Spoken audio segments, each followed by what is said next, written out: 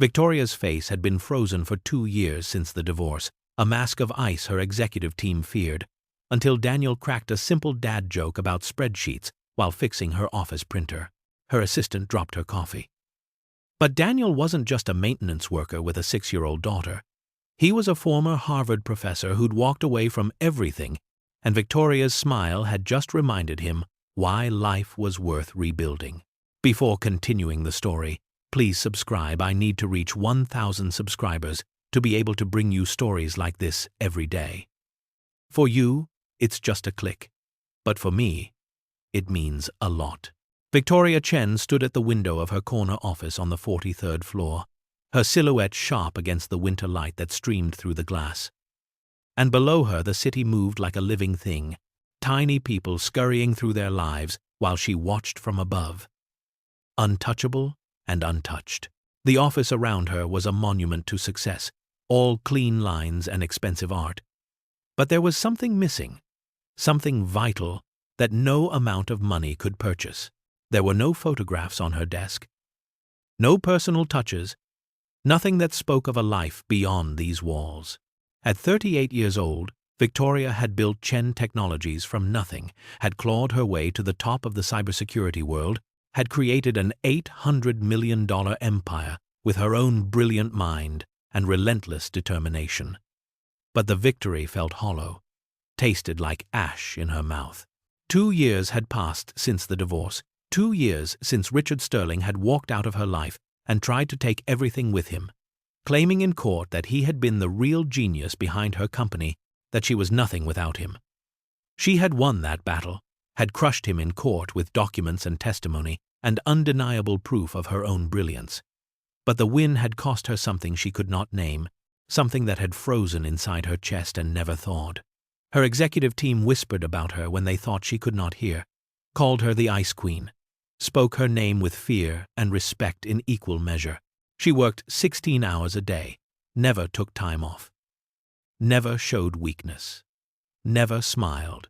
Behind her, a timid knock sounded at the door, and Jennifer entered with the careful steps of someone approaching a dangerous animal. Jennifer was 29, eager to please, terrified of making mistakes, and Victoria knew the younger woman thought of her as something cold and inhuman. "The board meeting is in 1 hour," Jennifer said softly, "and the Thompson merger documents are ready for your review." Victoria did not turn from the window, just nodded once. Jennifer continued, her voice wavering slightly. "Maintenance is here to fix the printer. It has been jamming for 3 days. They sent the new guy." Victoria waved a hand dismissively. "Just get it done," she said, her voice flat and emotionless. She did not care about maintenance workers or printers or anything beyond the next deal. The next victory. The next 16 hours of work that would fill the emptiness inside her. Later, in the bathroom, she washed her hands and noticed something that should have made her feel something but did not. The tan line from her wedding ring had finally faded, her skin now uniform and unmarked, as if those years of marriage had never existed at all. She stared at her bare finger and felt nothing. Across the city, in a modest Brooklyn apartment with worn furniture and cheerful chaos, Daniel Morrison woke his daughter with gentle hands and a soft voice. Sophie was 6 years old, all bright eyes and endless questions, and she was the only light in his world. He made breakfast while she chattered about her dreams, and the pancakes burned as they always did, making her giggle in that pure way that children have before the world teaches them to hide their joy. She asked him why he looked sad sometimes, her small face serious and concerned, and he promised her he was never sad when he was with her, which was both true and a lie. Daniel was 41 years old, and 3 years ago he had been a different person entirely. A tenured professor at Harvard, teaching philosophy and ethics, writing books about the good life and human flourishing, giving lectures to packed auditoriums about what it meant to live with meaning and purpose. Then Caroline had died, collapsed from a brain aneurysm, while he stood in front of students discussing Aristotle and eudaimonia, and he had come home to find his 3-year-old daughter sitting next to her mother's body, patting her hand and saying, "Mommy is sleeping," in that innocent voice that had shattered what remained of his heart. The irony had destroyed him. The terrible cosmic joke of it, that he had been teaching others how to live while failing to be present for the most important moment, the last moment, the moment when everything changed.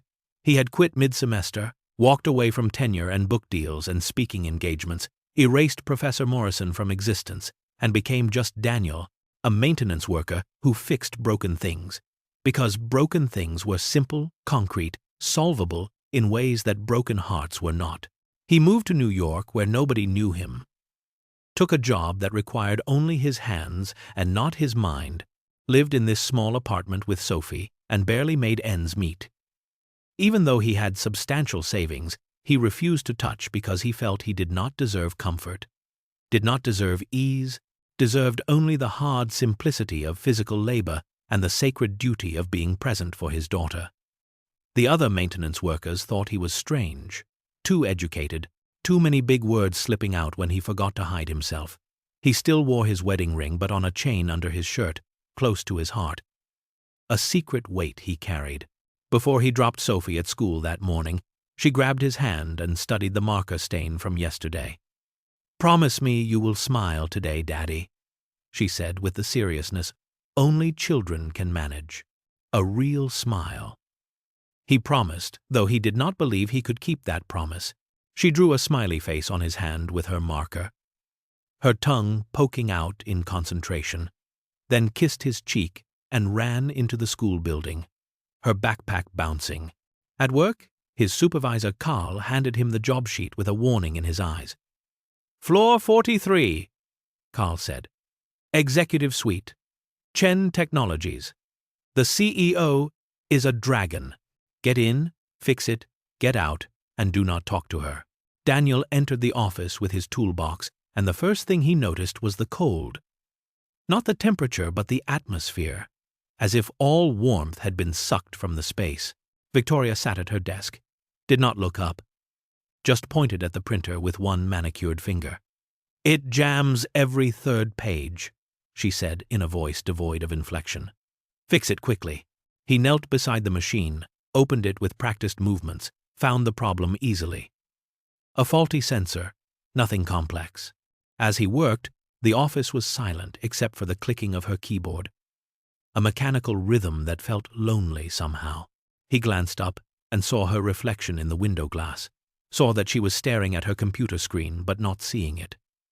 Her eyes focused on something far away or deep inside, and he recognized that expression because he had worn it himself for a year after Caroline died. That look of someone who was present in body but absent in spirit. He fixed the printer and tested it. And as he was packing his tools, her computer screen froze. He saw her jaw tighten, the only crack in her armor. She jabbed at the keyboard, trying to force it back to life. Without thinking, operating on instinct and the gentle humor he used with Sophie, he said, "Have you tried the spreadsheet solution?" She looked at him then, really looked at him for the first time, and her eyes were cold and sharp as winter ice. "What?" she said, and it was not quite a question, more a challenge. "The spreadsheet solution," he continued, his voice nervous now because her stare was intense and he realized he had made a mistake speaking at all. "You know, when Excel freezes, you just sell it and buy a new computer." The joke hung in the air between them, terrible and awkward, and he wanted to sink through the floor. Jennifer walked in at that moment carrying coffee, and everything seemed to freeze. Then something impossible happened. The corner of Victoria's mouth twitched, barely perceptible, then curved upward, and then her whole face shifted as a smile broke through like sun through storm clouds, small but genuine and utterly unexpected. She made a sound, half laugh, half gasp, as if her own body had betrayed her. Jennifer dropped the coffee cup and it shattered against the marble floor. The crash, loud in the stunned silence.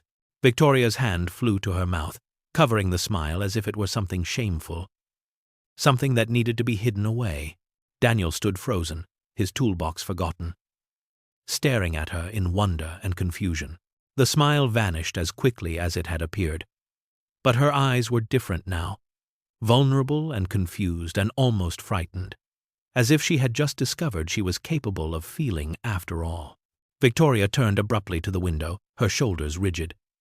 "Fix my computer," she said, but her voice was shaky, unsteady, lacking the cold authority from before. Daniel approached carefully, rebooted the system in safe mode, a simple fix that took only moments. As he worked, he watched her reflection in the glass and saw her touch her own face with trembling fingers, as if checking to make sure it was still there, as if the smile had been a phantom sensation. He gathered his tools, headed for the door, then paused with his hand on the frame. "For what it is worth," he said quietly, "that is the worst joke I know. I save it for emergencies." He left before she could respond, and behind him, Victoria sank into her chair, hands trembling, heart racing. She could still feel the smile on her face like a muscle she had forgotten existed, an expression her body had made without permission from her frozen heart. Jennifer returned with cleaning supplies, apologizing profusely for the broken cup, her voice high with fear. Victoria interrupted her. "What is that man's name?" she asked. "The maintenance worker."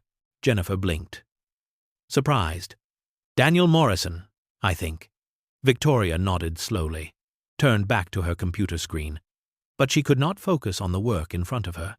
Her mind was elsewhere, replaying that moment, that stupid joke, that unexpected crack in the ice that had encased her for 2 years. That evening, Daniel picked up Sophie from after-school care, and she grabbed his hand immediately, studied the smudged, smiley face she had drawn that morning. "Did you smile today, Daddy?" she asked, her eyes searching his face. A real one. He paused, thought about Victoria's face, about the wonder he had felt watching someone emerge from their own frozen state. "Yes, Sophie," he said. "I think I did. Or maybe someone else did because of me." Sophie beamed at him, satisfied. "That counts," she declared, with the wisdom of the very young. That night, after Sophie slept with her stuffed dinosaur tucked under her chin, Daniel sat in the quiet darkness and took out the chain with his wedding ring. He held it in his palm, the metal warm from his body heat, and whispered to the empty room, to Caroline's memory, to the ghost of his past life. "I made someone smile today," he said softly. "I forgot what that felt like. Is that okay? Is it okay to feel good again?" The silence gave him no answer, but for the first time in 3 years, he did not put the ring back on. He left it on the nightstand, a small act of letting go, a tiny step toward something he could not yet name. Across the city, Victoria stood at her penthouse windows, wine glass in hand, looking out at the lights of New York spread below her like scattered diamonds. She tried to smile again, forced her mouth into the shape, but it felt wrong. Artificial, not at all like that spontaneous moment in her office. She could not recreate it through will alone. Her phone buzzed with an email from Richard's lawyer, some trivial detail about the divorce settlement that would normally fill her with cold rage or hollow numbness. Tonight, it just felt exhausting, pointless. A reminder of a past she could not escape. She deleted it without reading the full message. Before bed, she found a journal she had not opened since the divorce, its pages mostly blank, a record of the life she had stopped living. She picked up a pen, hesitated, then wrote a single sentence. "I forgot I could smile. I forgot I was human." The words stared back at her, an accusation and a revelation, and she closed the book quickly, as if to trap them inside. The next morning, Victoria arrived at her office early as always, went through her emails with mechanical efficiency, prepared for her meetings with her usual cold precision.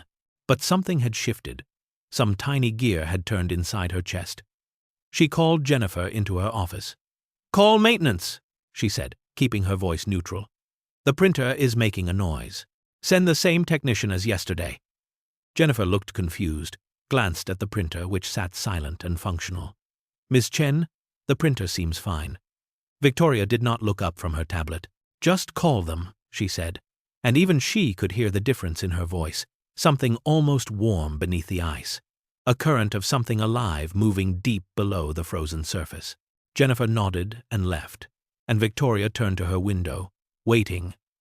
her heart beating just a little faster than usual, her face almost ready to remember how to smile again.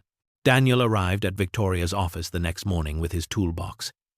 And there was something different in the air, a charge of anticipation that made his heart beat faster than it should. He examined the printer with methodical care, opened every panel, checked every mechanism, ran test pages that emerged perfect and unjammed. He turned to Victoria, who sat at her desk pretending to read documents, but her eyes were not moving across the page. "The printer is working perfectly," he said, and the words hung between them like a challenge. Victoria did not look up, her fingers frozen on her keyboard. "It made a sound," she said, her voice carefully controlled. Daniel waited. Let the silence stretch, then asked slowly, "What kind of sound?" She finally met his eyes, and he saw something vulnerable there, something that had not been present before. "A clicking sound," she said, and they both knew it was a lie, a manufactured excuse, a bridge neither of them knew how to cross any other way. He checked the printer again, performed another unnecessary inspection, and finally he spoke with gentle humor threading through his words. "Sometimes machines make sounds when they are lonely," he said. "They just want someone to notice them." It was not quite a joke, but something softer, an acknowledgement of what was really happening in this office. Victoria did something then that shocked them both. She gestured to the chair across from her desk. "Sit," she said. Not a command, but almost a request.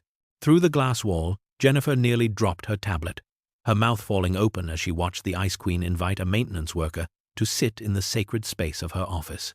Victoria asked his name, though she already knew it, had whispered it to herself in the darkness of her penthouse. "Daniel Morrison," he said. She repeated it, testing the syllables, and then asked where he was from. "Boston area," he said vaguely. "Moved here a few years ago."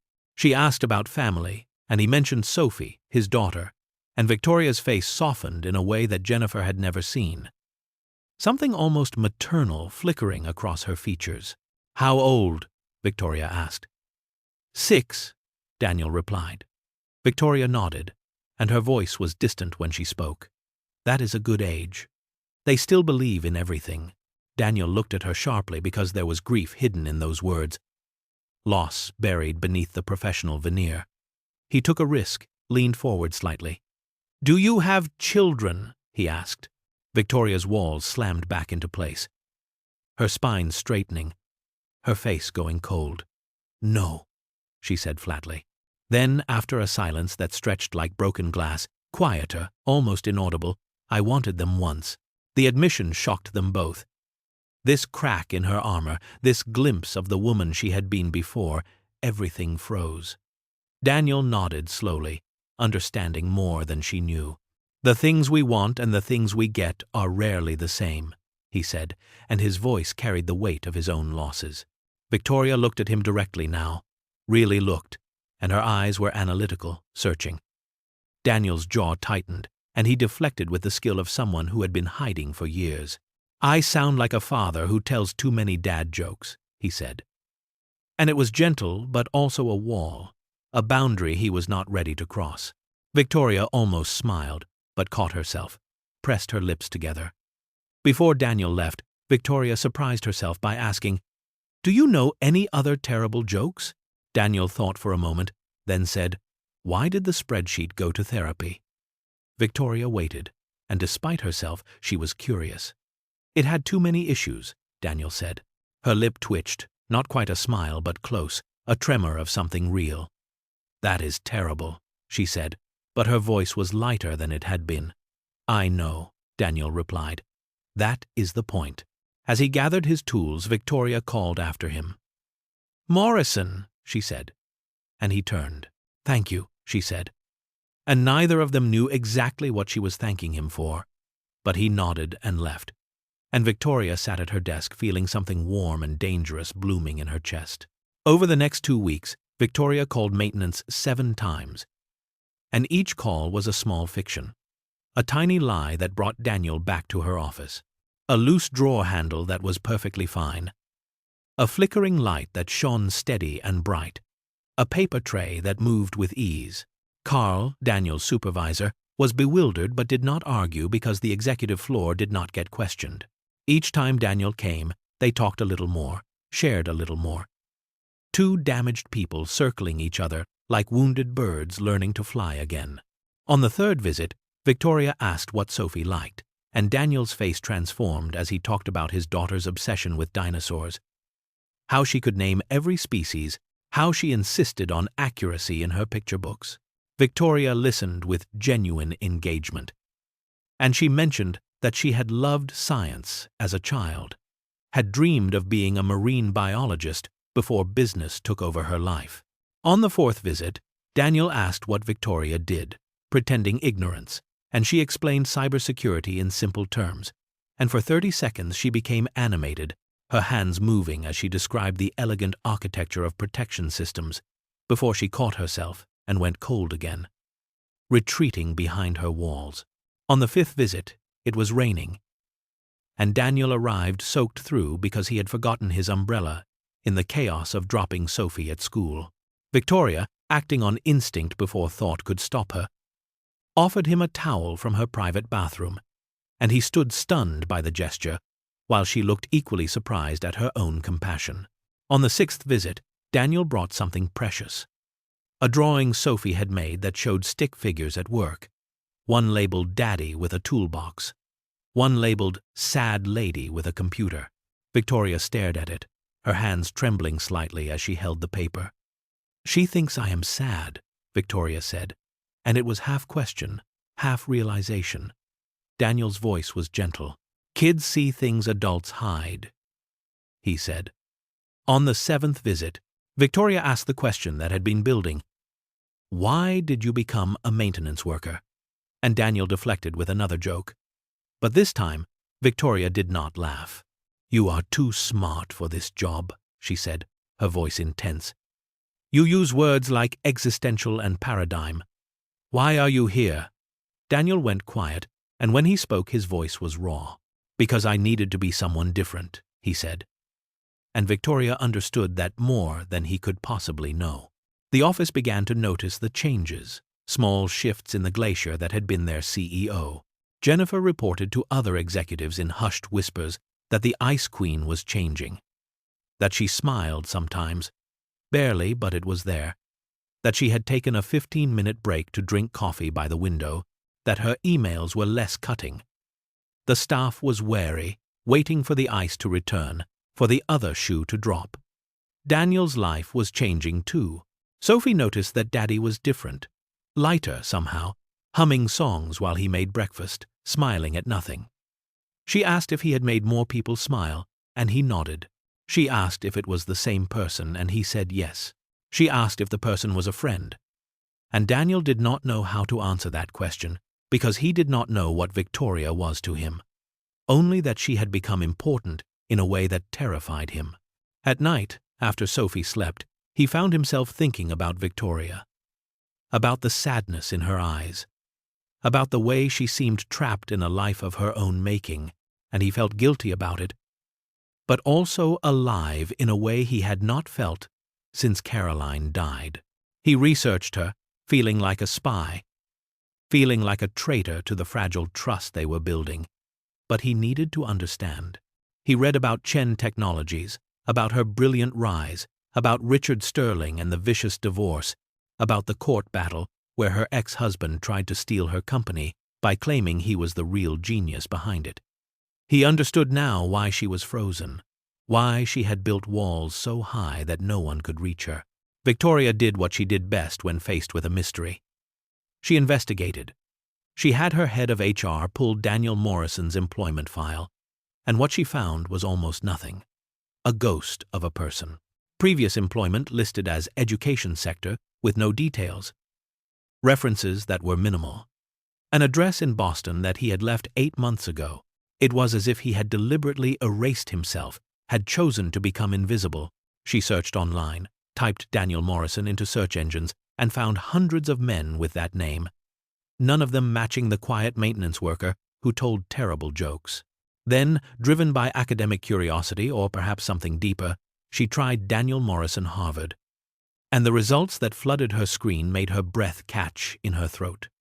Dr. Daniel Morrison, former professor of philosophy at Harvard University, published author, renowned speaker, a brilliant mind who had vanished mid-career with no explanation.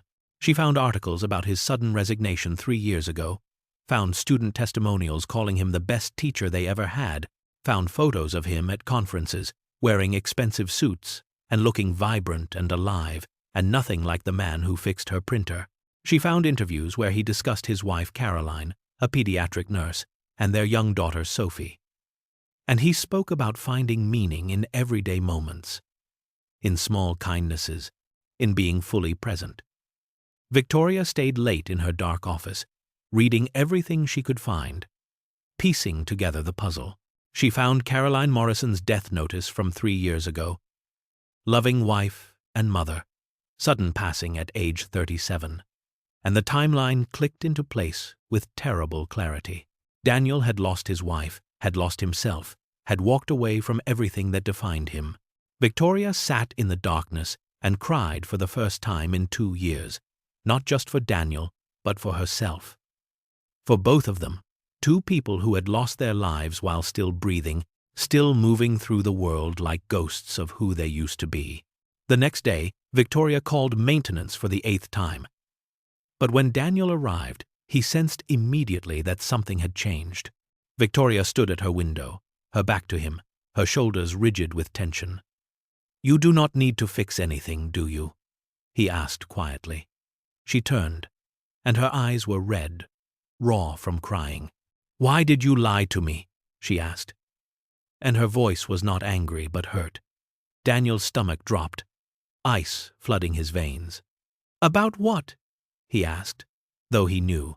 "About who you are," she said. "What you were." Daniel set down his toolbox with slow, deliberate movements, buying time to think. "How did you find out?" he asked. "I am a CEO," Victoria said. "I find out everything." The air between them was charged with electricity, with the weight of secrets revealed. Daniel sat without being asked, without waiting for permission. And he took a breath that seemed to come from the bottom of his soul. He told her everything, the words pouring out like water from a broken dam. He told her about Caroline's death, about coming home from a lecture on the good life to find his wife collapsed, while Sophie patted her hand saying, "Mommy is sleeping." He told her about the guilt that destroyed him, the irony of teaching about living meaningfully while missing his wife's last moments. He told her about quitting Harvard mid-semester, about walking away from book deals and speaking engagements and tenure and everything that had defined him. He told her about becoming a maintenance worker because fixing tangible things was easier than fixing his shattered worldview, because physical labor let him be present in a way that philosophy never had. He told her about 3 years of just surviving, just being there for Sophie, just existing in the hollowed-out shell of his life. "I did not lie," he said finally. "I just became someone else, someone simpler, someone who could not fail at the important things anymore." Victoria listened without interrupting, and when he finished, she surprised them both by speaking. By opening her own carefully guarded vault of pain. She told him about Richard, about building Chen Technologies from absolutely nothing while her husband took credit, about the betrayal of finding him with a woman half her age, about the vicious divorce where he tried to destroy her professionally by claiming he was the real brains behind her success. She told him about winning in court but feeling hollow, about working herself to death because feeling nothing was better than feeling pain, about becoming ice because ice does not break, ice does not bleed. "I did not die," she said, her voice breaking, "but I stopped living. Until you told that stupid joke about spreadsheets." They sat in silence then, 2 people stripped bare, vulnerable in a way neither had been in years. Daniel spoke, his voice raw and honest. "Do you know what I used to teach?" he said. "I taught Aristotle, eudaimonia, human flourishing, the good life. I told students that meaning comes from connection, from being fully present, from small acts of kindness. Then Caroline died, and I could not believe any of it anymore. It all felt like academic nonsense." Victoria nodded, understanding completely. "I used to love what I did," she said. "Building things, solving problems, creating security for people. Now I am just going through motions. A machine running a machine." Daniel looked at her across the desk, and his eyes were intense. "But you smiled," he said. "2 weeks ago, you smiled at a terrible joke. That was not a machine. That was you." Victoria's eyes filled with tears that spilled down her cheeks. "I have not cried in 2 years," she whispered. "Tonight I cried reading about your wife, about what you lost. I felt something, and it terrified me." Daniel reached across the desk, did not touch her, but his hand was there, offered, a bridge between them. "Feeling is terrifying," he said. "I have been avoiding it for 3 years, but Sophie keeps reminding me that we are alive, that we get to choose every day whether to live or just exist." Victoria looked at his hand, then at his face, and her voice was small and frightened. "I do not know how to come back," she said. "I do not know how to be human again." Daniel's voice was infinitely gentle. "Neither do I," he said. "But maybe we figure it out together." Victoria felt hope and terror warring in her chest. "What are you saying?" she asked. Daniel leaned forward, his eyes holding hers. "I am saying I have not felt alive in 3 years," he said. "But when I make you smile, I feel something. I think about you when I am with Sophie. I think about whether you are eating, whether you are sleeping, whether you are okay. And I know that is dangerous, because I cannot lose anyone else. But I cannot stop myself from caring about you." The moment hung between them, fragile and precious. Everything either of them wanted balanced on a knife edge. Then Jennifer burst through the door without knocking, something she had never done in all her years working for Victoria. "Miss Chen, I am so sorry," she gasped. "But there is an emergency. The servers have been breached. We are under attack." Victoria snapped back into CEO mode instantly, her face hardening, her voice going cold and commanding. Daniel stood, backed away from the desk, and the moment shattered like glass. Victoria was already on her phone, calling her security team, issuing orders, becoming the Ice Queen again. As Daniel gathered his toolbox and headed for the door, he looked back one last time. Victoria stood at her desk, commanding her team, transformed back into the untouchable executive. But for just 1 second her eyes found his across the room, and there was apology there, and promise, and something that looked like hope. Then the door closed between them, and Daniel walked away, and Victoria turned to face the crisis that had interrupted the most important moment of her life. Victoria spent 72 hours straight in her office managing the breach, and the world narrowed to computer screens and frantic phone calls and the acrid smell of fear. The attack was sophisticated and targeted. Not random chaos, but deliberate destruction. Someone trying to steal client data and burn her company's reputation to the ground. Her entire team worked around the clock, eyes red and hands shaking from too much coffee and too little sleep, and Victoria stood at the center of it all, like a general commanding troops in a war she was not sure she could win. At 3 in the morning on the 3rd night, Daniel stood on the street below, looking up at the lights blazing on the 43rd floor.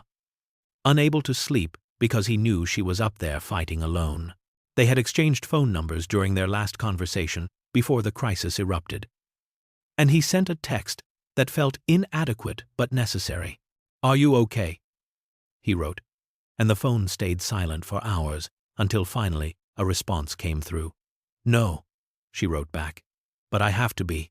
Daniel stared at those words and made a decision that felt both reckless and absolutely right. He called Carl at dawn and asked for an unusual favor. Could he bring Sophie to the office? Use the emergency childcare playroom on the 2nd floor that existed for employees in crisis. Carl was confused, but agreed, because Daniel never asked for anything. Daniel packed Sophie's bag while she rubbed sleep from her eyes and told her they were going on an adventure, and she trusted him completely the way children do before the world teaches them to doubt. At 6 in the morning he arrived at the building, settled Sophie in the playroom with toys and books and a caregiver, then went to the kitchen on the 43rd floor, where he had learned the secrets of the expensive coffee machine during his many visits. He made coffee the way he had noticed Victoria liked it, prepared a breakfast tray with fruit and toast and a protein bar, and added one of Sophie's drawings that showed a green dinosaur with a speech bubble saying, "You can do it," in her careful 6-year-old handwriting. Daniel knocked on Victoria's office door, and what he saw made his heart clench. Her team was everywhere, exhausted people slumped over computers, the air thick with desperation. Victoria looked destroyed, her hair falling from its usual perfect bun, makeup long gone, revealing dark circles under her eyes like bruises, still wearing the same wrinkled suit from 2 days ago. When she saw Daniel standing there with the breakfast tray, something in her face cracked. A fissure in the ice that had reformed during the crisis. He set the tray on her desk carefully. "You need to eat," he said. "And breathe." She stared at the food as if it were a foreign object, then at Sophie's drawing, and her hands trembled. "I cannot," she said, and her voice was stretched thin like a wire about to snap. "If I stop, if I break, it all falls apart." Daniel's voice was gentle but firm. "You are human," he said. "Humans need food and rest. Even CEOs. Especially CEOs." Before she could respond, her head of security burst in with the expression of someone bearing terrible news. "We traced the attack," he said breathlessly. "It is Richard Sterling, your ex-husband. He hired the hackers. This was personal sabotage." Victoria's face went white as paper, then flushed red with rage and disbelief. Then she laughed, a harsh, broken sound that had no joy in it. "Of course it is him," she said. "Of course." Her hands started shaking, her whole body vibrating with the force of holding everything inside for too long. She had held it together for 72 hours, had been strong for her team, had fought with every weapon she possessed. But this was too much. The man who had destroyed her personally was now destroying her professionally, was reaching from the wreckage of their marriage to tear down everything she had built. Daniel saw it happening, saw the moment before she shattered, and he turned to her team. "Give her 5 minutes," he said with quiet authority. They hesitated, uncertain whether to take orders from a maintenance worker. Victoria's voice cut through the confusion, sharp and commanding. "Leave," she said. Now, they scattered like leaves before a storm. Alone with Daniel, Victoria's control finally broke. She swept everything off her desk with one violent motion, papers and laptop and coffee cup flying through the air to crash against the floor. She screamed, a sound of pure anguish that seemed torn from somewhere deep inside her frozen core. Then she crumpled into her chair, and the sobs came, great racking sounds that shook her whole body. Years of frozen pain poured out, 2 years of being ice, of feeling nothing, of surviving instead of living, and it all came flooding through the broken dam. Daniel did not try to fix it, did not offer empty platitudes or false comfort. He simply sat on the floor next to her chair, a silent presence, a witness to her breaking. She cried until she had no tears left, until her throat was raw and her eyes were swollen. And finally she whispered in a voice barely audible, "I cannot beat him. He will keep coming. He will destroy everything I built." Daniel's voice was quiet, but steady when he replied. "Then stop fighting alone," he said. Victoria looked at him through the blur of tears, raw and vulnerable, in a way no one had seen her in years. "What do you mean?" she asked. Daniel explained carefully, choosing his words with the precision of someone who had thought deeply about this. "For 3 years," he said, "I have been isolated, handling grief alone, thinking I had to be strong for Sophie. But I have been dying inside. You are doing the same thing. You are fighting alone because you are afraid to trust anyone. But you trusted me enough to tell me your truth. Let me help you." Victoria shook her head. "You are a maintenance worker," she said. And it was not an insult, but a statement of confusion. Daniel looked at her steadily. "No," he said. "I am a philosopher who knows how to think strategically. A father who knows how to protect what matters, and a man who has watched you carry too much alone for too long. Let me help you fight this." Daniel pulled out his phone and called his neighbor. the retired teacher who adored Sophie and had offered to help any time. He arranged for Sophie to stay there, promised to pick her up later, then rolled up his sleeves and turned to Victoria with focused intensity. "Tell me everything about this attack," he said. Victoria, desperate enough to accept help, explained the situation. Richard had hired sophisticated hackers to breach her system, steal sensitive client data, expose vulnerabilities in her security protocols. He planned to leak everything to competitors and the press, to destroy her reputation and prove that she was incompetent, that he had been right all along about being the real genius behind Chen Technologies. Daniel listened carefully, then began asking questions. But they were not the technical questions her security team had been asking. "What does Richard want?" he asked. "Really want?" Victoria's response was immediate. "To hurt me," she said. Daniel shook his head. "No," he said. "What does he actually want? Power, money, validation." Victoria thought about it, really thought, and understanding dawned in her eyes.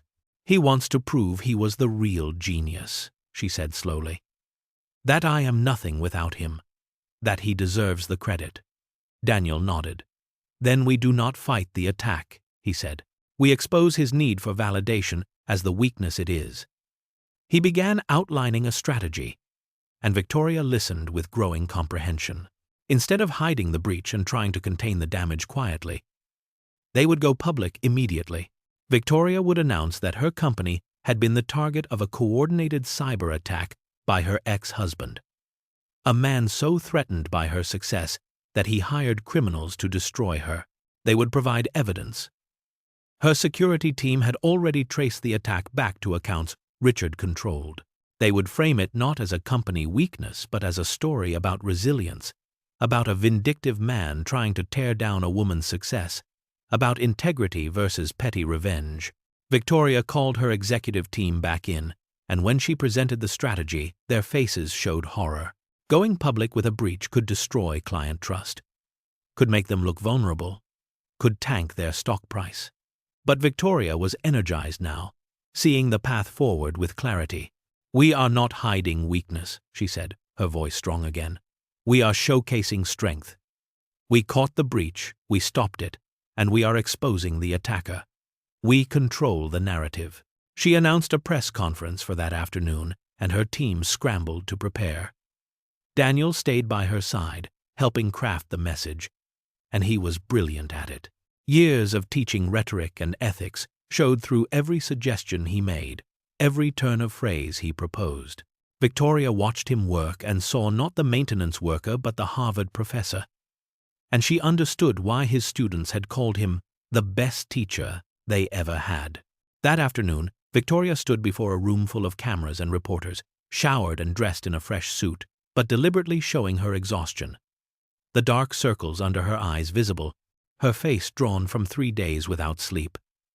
She told the truth with unflinching directness. Her company had been attacked by her ex-husband, Richard Sterling, a venture capitalist who could not accept that she had built Chen Technologies without him, who had tried and failed to steal her company in their divorce, and who was now attempting to destroy it through criminal means. She detailed the breach, explained how her security team had detected and stopped it, announced that they were pressing criminal charges and cooperating fully with law enforcement. Then she talked about something bigger, about the culture of men who try to take credit for women's work, about vindictive ex-partners who cannot let go, about building something from nothing, only to have someone try to tear it down out of spite and wounded ego. She was vulnerable and angry and strong all at once, and the media loved it, cameras flashing as reporters frantically took notes. By evening, Richard Sterling's reputation was in ruins. His venture capital firm started losing clients who did not want to be associated with a man who hired hackers to attack his ex-wife's company. Chen Technologies' stock price actually went up, investors seeing Victoria's transparency and strength as proof of good leadership.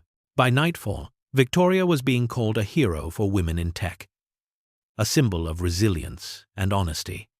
She did not feel like a hero.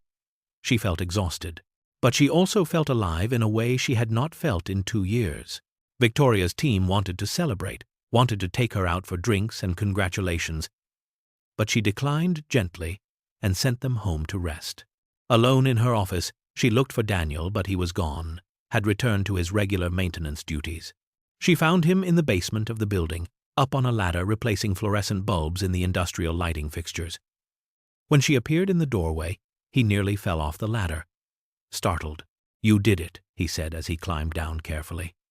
"We did it," she corrected, stepping closer. They stood in the dim basement, surrounded by the hum of machinery and the smell of concrete. "I could not have survived that without you," Victoria said, and her voice was soft with gratitude and something deeper. Daniel shook his head. "You would have," he said, "but I am glad I could help." Victoria took another step toward him. "The truth is," she said, "I have not just been calling you for broken printers." "I know," Daniel said, and his eyes were warm. "The truth is," Victoria continued, "I think about you constantly.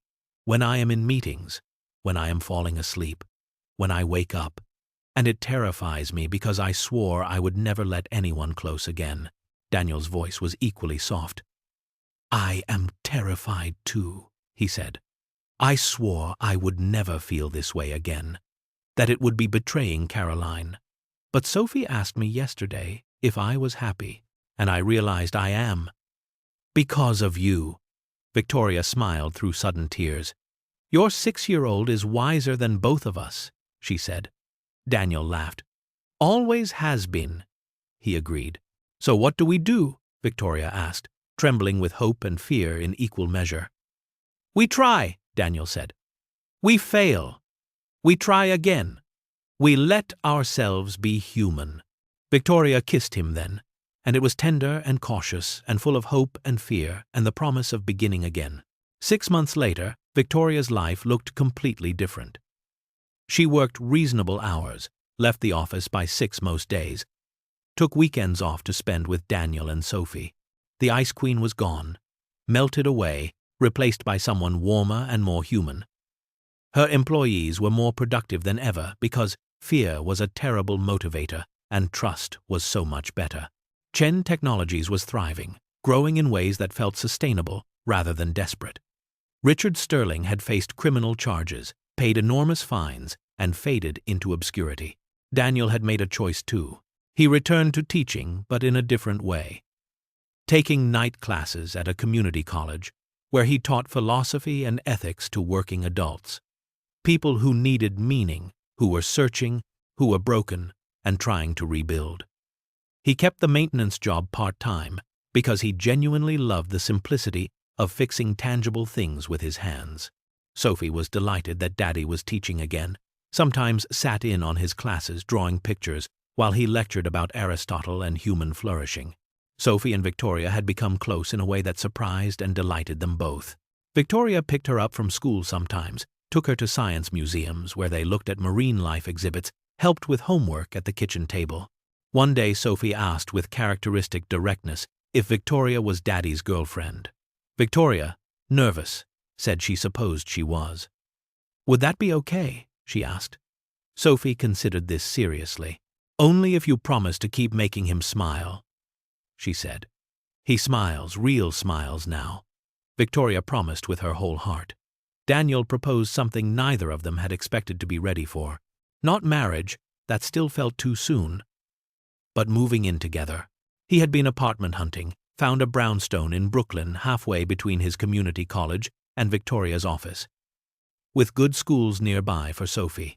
Victoria had been thinking about leaving her sterile penthouse, that monument to her frozen years. They toured the apartment together, and Victoria imagined life there. Sunday breakfasts and homework at the kitchen table, and laughter echoing through the halls. She said yes. Moving day arrived on a sunny Saturday, and Victoria wore jeans and an old T-shirt, looking so different from her CEO persona that her executive team would never have recognized her. She carried boxes while Daniel assembled furniture, and Sophie helped by narrating everything they did in her cheerful running commentary. They were exhausted by evening, but happy in a bone-deep way. They ordered pizza and sat on the floor of their new living room surrounded by unpacked boxes, and Sophie fell asleep between them. her head on Victoria's lap, one hand clutching Daniel's shirt. Daniel whispered so as not to wake her. "I never thought I would be here again," he said. "Happy. With someone. Building a life." Victoria stroked Sophie's hair gently. "I never thought I would feel human again," she said. "But you told a terrible joke about spreadsheets, and I remembered how to smile." Daniel grinned. "It was a great joke," he said. "It was terrible," Victoria corrected, and they both laughed quietly. 5 years later, Victoria stood on a stage at a Women in Tech conference, speaking to hundreds of people about her journey.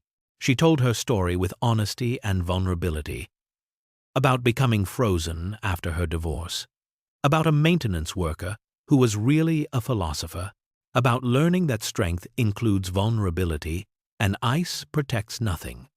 She showed a photo on the screen behind her, an image of her and Daniel and Sophie at Sophie's elementary school graduation. Sophie was 11 now, brilliant and kind and everything they could have hoped for. Daniel taught full-time at the community college and had published a new book called On Rebuilding Philosophy for the Broken. It was dedicated to 2 women, to Caroline, who taught him to live, and to Victoria, who taught him to live again. Victoria's closing line brought tears to many eyes. "I spent 2 years not smiling," she said. "I thought I was protecting myself, but I was just slowly dying. It took one terrible dad joke to save my life." Sometimes the smallest moments of humanity are the ones that change everything. The audience erupted in applause, and as Victoria looked out at the sea of faces, many crying, many smiling, she found Daniel and Sophie sitting in the 3rd row. Daniel held Sophie's hand, watching Victoria with quiet pride. And when their eyes met, the smile that broke across Victoria's face was the same one from that first day in her office, real and unguarded and fully alive. Victoria learned that ice protects nothing, it just freezes you in place. Daniel learned that grief does not mean you stop living. It means you love deeply enough to hurt. And Sophie, wise beyond her years, learned that adults sometimes need help remembering how to be human. 3 people, broken in different ways, found in each other the courage to thaw, to feel, to live again. Because in the end, that is all any of us can do, try and fail and try again, and let the people who care about us hold us when we fall. That is not weakness. That is the only real strength there is. If this story touched your heart, if it reminded you that it is never too late to smile again, to feel again, to try again, share it with someone who needs to hear it. And remember, sometimes the person who saves your life is the one telling the worst joke you have ever heard. Thank you for being here. Thank you for believing in second chances. Now go out there and be human. Beautifully and messily and courageously human.